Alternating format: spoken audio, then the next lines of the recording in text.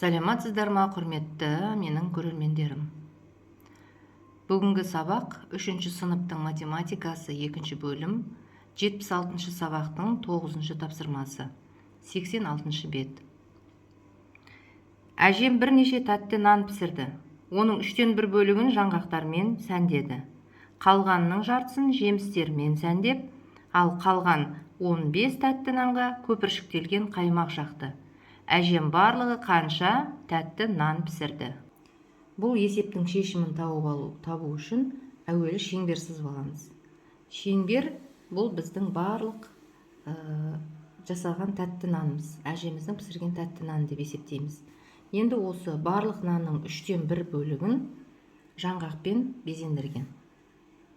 2/1 бөлігін, қалғанның 2/1 бөлігін жемістермен безендірген. Ал қалған 15 нанды оған қаймақ жаққан. Енді осы жердегі 15 дегеніміз, ол да осы жалпы барлық пісірген нанның 1/3 бөлігі болып тұр ғой.